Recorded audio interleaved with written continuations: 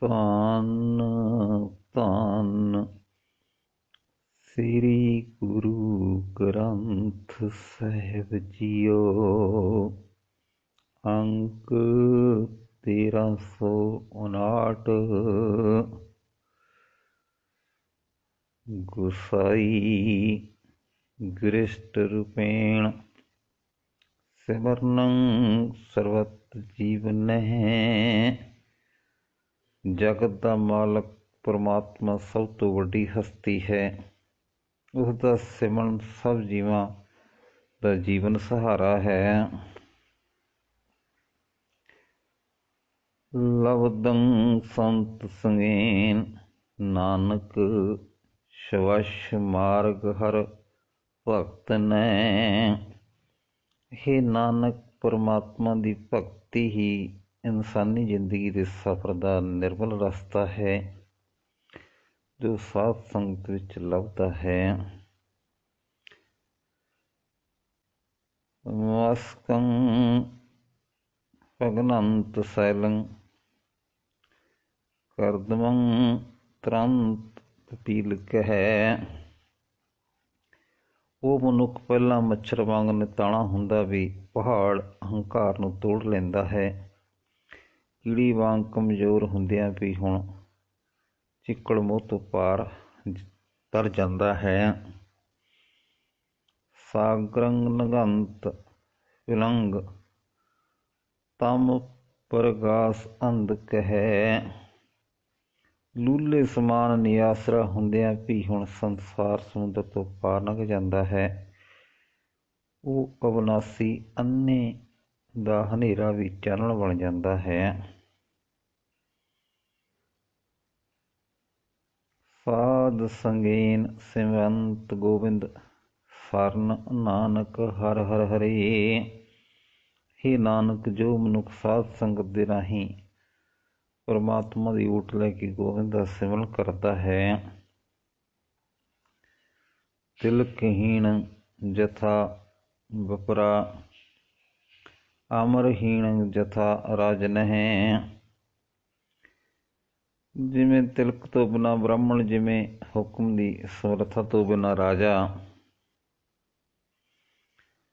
ਆਵਦਹੀਣ ਜਥਾ ਸੂਰਾ ਨਾਨਕ ਧਰਮਹੀਣ ਜਥਾ ਵੈਸ਼ਨਵ। ਜਿਵੇਂ ਸ਼ਾਸਤਰਾਂ ਤੋਂ ਬਿਨਾਂ ਸੂਰਮਾ ਸੋਭਾ ਨਹੀਂ ਪਾਉਂਦਾ, ਤਿਵੇਂ ਇਹ ਨਾਨਕ ਧਰਮ ਤੋਂ ਸੱਖਣਾ ਵਿਸ਼ਨੂੰ ਭਗਤ ਸਮਝੋ। ਨ ਸੰਖੰ ਨ ਚੱਕਰੰ ਨ ਗਦਾ ਨ ਸਿਆਮੰ। ਉਸਦੇ ਹੱਥ ਵਿੱਚ ਨਾ ਸੰਖ ਹੈ, ਨਾ ਚੱਕਰ ਹੈ, ਨਾ ਗਦਾ ਹੈ। ਨਾ ਹੀ ਉਹ ਕਾਲੇ ਰੰਗ ਵਾਲਾ ਹੈ, ਭਾਵ ਨਾ ਹੀ ਉਹ ਵਿਸ਼ਨੂੰ ਹੈ ਤੇ ਨਾ ਹੀ ਉਹ ਕਿਰਸ਼ਨ ਹੈ। ਅਸਚਰਜ ਰੂਪ ਰਹੰਤ ਜਨਮੰ। ਉਹ ਜਨਮ ਤੋਂ ਰਹਿਤ ਹੈ, ਉਸਦਾ ਰੂਪ ਅਚਰਜ ਹੈ ਜੋ ਬਿਆਨ ਨਹੀਂ ਹੋ ਸਕਦਾ।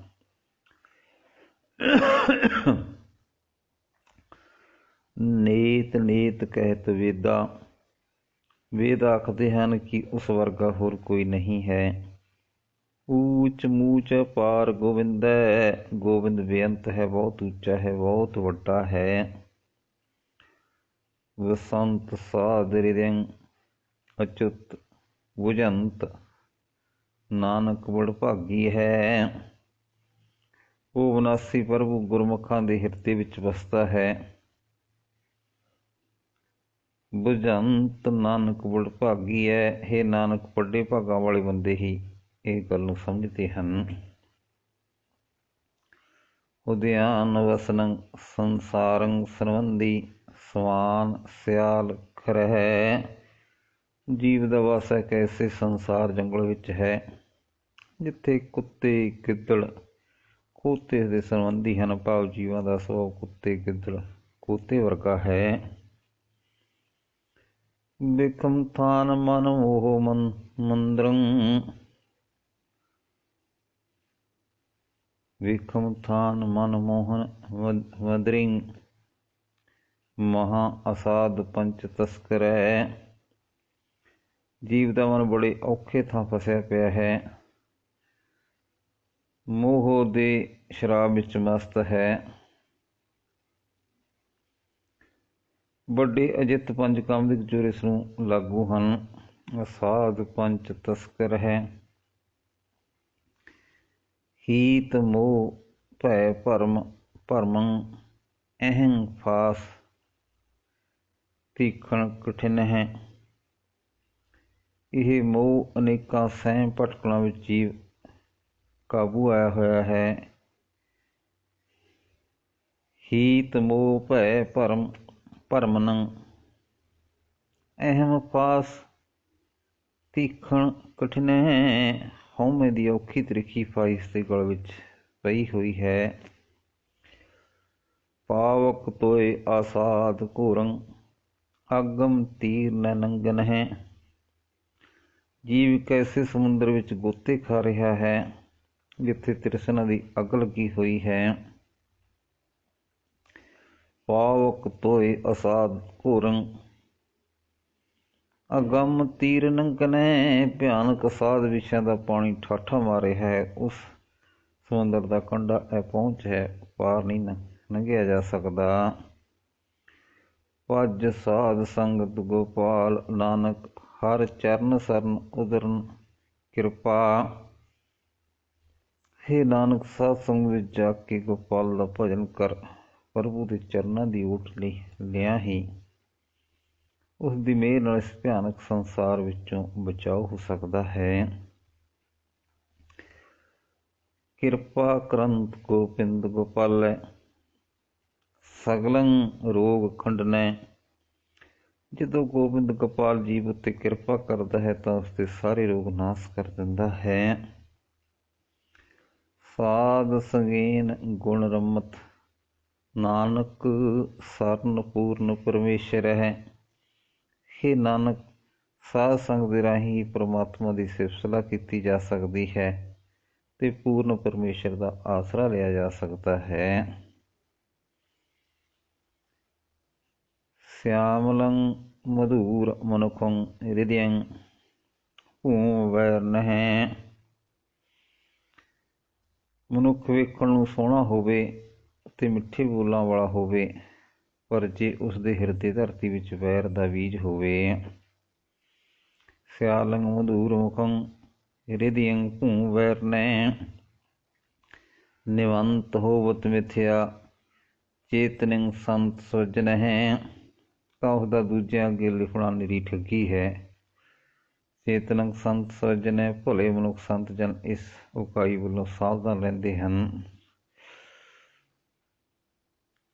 ਅਚੇਤ ਮੂੜਾ ਨਾ ਜਾਣਤ ਘਟੰਤ ਸਾਸਾ ਨਿਤ ਪਰਤੇ। ਬੇਸੰਝ ਮੂਰਖ ਮਨੁੱਖ ਇਹ ਨਹੀਂ ਜਾਣਦਾ ਕਿ ਸਵਾਸ ਸਦਾ ਘਟਦੇ ਰਹਿੰਦੇ ਹਨ। ਛੀਜੰਤ ਮਹਾਸੁੰਦਰੀ ਕਾਇਆ ਕਾਲ ਕੰਨਿਆ ਗ੍ਰਸਤੇ। ਬੜਾ ਸੁੰਦਰ ਸਰੀਰ ਦਿਨੋਂ ਦਿਨ ਕਮਜ਼ੋਰ ਹੁੰਦਾ ਜਾਂਦਾ ਹੈ। ਬਿਰਧ ਅਵਸਥਾ ਆਪਣਾ ਜ਼ੋਰ ਪਾਉਂਦੀ ਜਾਂਦੀ ਹੈ। ਰਚੰਤ ਪੁਰਖਿਆ ਕੁਟੰਬ ਲੀਲਾ ਅਨੇਕ ਆਸਾ ਵੇਖਿਆ ਵਿਮੋਦ। ਅਜਿਹੀ ਹਾਲਤ ਵਿੱਚ ਵੀ ਬੰਦਾ ਆਪਣੇ ਪਰਿਵਾਰ ਦੇ ਕਲੋਲਾਂ ਵਿੱਚ ਮਸਤ ਰਹਿੰਦਾ ਹੈ ਅਤੇ ਨਿਤ ਨਾ ਰਹਿਣ ਵਾਲੀ ਮਾਇਆ ਦੀਆਂ ਖੁਸ਼ੀਆਂ ਦੀਆਂ ਆਸਾਂ ਬਣਾਈ ਰੱਖਦਾ ਹੈ। ਭਰਮੰਤ ਭਰਮਤ ਬਹੁ ਜਨਮ ਹਾਰਿਓ ਸਰਨ ਨਾਨਕ ਕਰੁਣਾ ਮੈਂ। ਸਿੱਟਾ ਇਹ ਨਿਕਲਦਾ ਹੈ ਕਿ ਅਨੇਕਾਂ ਜੂਨਾਂ ਵਿੱਚ ਭਟਕਦਾ ਜੀਵ ਥੱਕ ਜਾਂਦਾ ਹੈ। ਹੇ ਨਾਨਕ, ਇਹ ਕਲੇਸ਼ ਤੋਂ ਬਚਣ ਲਈ ਦਇਆ ਸਰੂਪ ਪ੍ਰਭੂ ਦਾ ਆਸਰਾ ਲੈ। ਹੇ ਜੀਵੇ ਹੇ ਰਸਗੇ ਮਧੂਰ ਪ੍ਰਿਆ ਤੁਮ। ਹੇ ਜੀਵ, ਹੇ ਸਭ ਰਸਾਂ ਦੇ ਜਾਣਨ ਵਾਲੀ, ਹੇ ਚਸਕਿਆਂ ਨਾਲ ਸਾਂਝ ਪਾ ਰੱਖਣ ਵਾਲੀ, ਹੇ ਚਸਕਿਆਂ ਵਿੱਚ ਫਸੀ ਹੋਈ ਮਿੱਠੇ ਪਦਾਰਥ ਤੈਨੂੰ ਪਿਆਰੇ ਲੱਗਦੇ ਹਨ। ਹੇ ਜੀਵੇ ਹੇ ਰਸਗੇ ਮਧੂਰ ਪ੍ਰਿਆ ਤੁਮ। ਸਤ ਹਤੰ ਪਰਮ ਵਾਦੰ ਅਵਰਤ ਯਥ ਹੈ ਸੁਧ ਅਕਸ਼ਰ ਨਹਿ। ਪਰ ਪਰਮਾਤਮਾ ਦੇ ਨਾਮ ਸਿਮਰਨ ਵੱਲੋਂ ਤੂੰ ਮਰੀ ਪਈ ਹੈ। ਸਤ ਹਿਤੰ परम वादन ते होर बड़े बड़े झगड़े छेड़ती हैं। अवर्त इथा है शुद्ध अक्षर ने हे जीव ये पवित्र शब्द तू मुड़ मुड़ उच्चारण कर।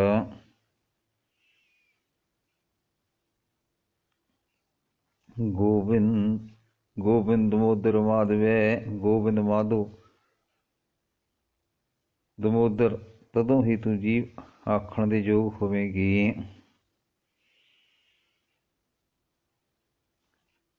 गर्भंत नारी मदौन मतंग ਜਿਹੜਾ ਮਨੁੱਖ ਇਸਤਰੀ ਦੇ ਮਧ ਵਿੱਚ ਮਸਤ ਹੋਇਆ ਹੈ।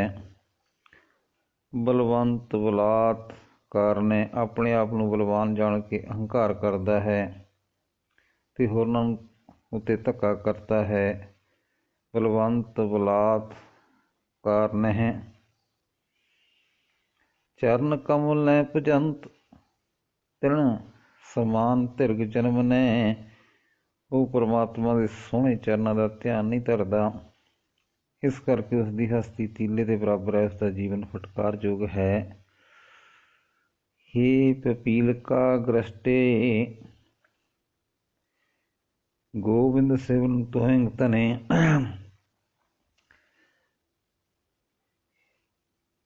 हे कीड़ी जे गोविंद का सिमरन तेरा धन है। हे पपीलका ग्रस्टे गोविंद सिमरन तोए तने। हे कीड़ी जे गोविंद का भजन तेरा धन है तां तू निक्की जही हुंदी भी भारी है। तेरे मुकाबले ते ਉਹ ਬਲਵਾਨ ਮਨੁੱਖ ਹੌਲਾ ਤੀਲੇ ਸਮਾਨ ਹੈ। ਨਾਨਕ ਅਨੇਕ ਵਾਰ ਨਮੋ ਨਮਹਿ। ਹੇ ਨਾਨਕ ਅਨੇਕਾਂ ਵਾਰੀ ਪ੍ਰਮਾਤਮਾ ਅੱਗੇ ਨਮਸਕਾਰ ਕਰ।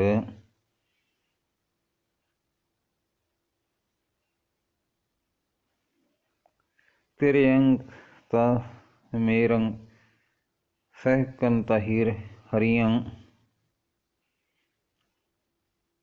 ਤ੍ਰਿਅਨ ਤਮੇਰੰ ਉਹ ਤੀਲੇ ਤੋਂ ਸਮੇਰ ਪਰਬਤ ਬਣ ਜਾਂਦਾ ਹੈ। ਸਹਿਕੰਤਾ ਹਿਰੀਅੰ ਸੁੱਕੇ ਤੋਂ ਹਰਾ ਹੋ ਜਾਂਦਾ ਹੈ। ਬੂਡੰਗ ਤਾਂ ਤਰੀਅੰ ਵਿਕਾਰਾਂ ਵਿੱਚ ਡੁੱਬਦਾ ਤਰ ਜਾਂਦਾ ਹੈ। ਊਣੰਗ ਤਾਂ ਭਰੀਅੰ ਗੁਣਾਂ ਤੋਂ ਸਖਣਾ ਗੁਣਾਂ ਨਾਲ ਭਰ ਜਾਂਦਾ ਹੈ। ਅੰਧਕਾਰ ਕੋਟ ਸੂਰ ਉਜਾਰੰ ਉਸਦੇ ਵਾਸਤੇ ਹਨੇਰੇ ਤੋਂ ਕਰੋੜਾਂ ਸੂਰ ਦਾ ਚਾਨਣ ਹੋ ਜਾਂਦਾ ਹੈ। ਬਿਨਵੰਤ ਨਾਨਕ ਹਰ ਗੁਣ ਦਿਆਰੰ ਨਾਨਕ ਬੇਨਤੀ ਕਰਦੇ ਦੇ ਉਸ 'ਤੇ ਗੁਰੂ ਪਰਮਾਤਮਾ ਦਿਆਵਾਨ ਹੋ ਜਾਵੇ, ਉਸ ਵਾਸਤੇ ਹਨੇਰੇ ਤੋਂ ਕਰੋੜਾਂ ਸੂਰ ਦਾ ਚਾਨਣ ਹੋ ਜਾਂਦਾ ਹੈ। ਵਾਹਿਗੁਰੂ ਜੀ ਕਾ ਖਾਲਸਾ ਵਾਹਿਗੁਰੂ ਜੀ ਕੀ ਫਤਿਹ।